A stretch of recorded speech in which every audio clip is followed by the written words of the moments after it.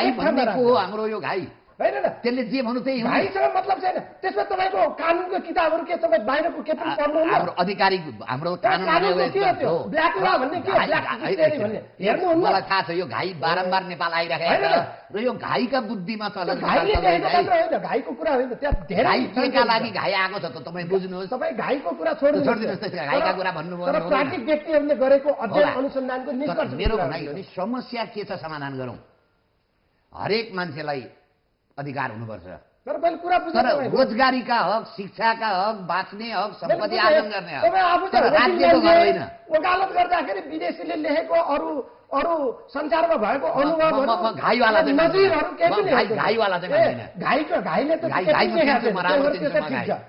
अब अन्त्यमा यतिकैमा टुङ्ग्यौँ होला किनभने यो वास्तवमै देश पनि यसरी नै विभाजित छ यो विषयमा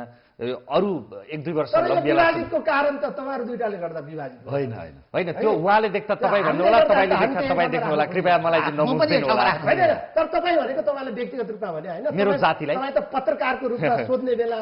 एक थरी विचार राख्नेको प्रतिनिधित्व त गर्नु होइन मैले त समानता अपनाए जस्तो लाग्छ मलाई के मात्रै हो भने नि समस्या छ समाधान गरौँ तर समस्याको समाधानका नाममा राज्य विखण्डन गर्ने काम होइन यसो भन्नुहोस् न 240 वर्षको शोषण दमन उत्पीडन बाहुनवाद पितृसत्ता पहाडिया एकाधिकारवादलाई अथवा खस नेपाली भाषीको एकाधिकारवाद हिन्दू धर्म र संस्कृतिको एकाधिकारवादलाई समूल अन्त्य गरौँ भन्नुहोस् त एकचोटि भन्नुहोस् त म तपाईँको यो समाधान तपाईँको भनाइ भने भएको के भयो त नेपालमा यो अहिले मैले भनेको बाहुनवाद घाइको बुद्धिको किताब पढेर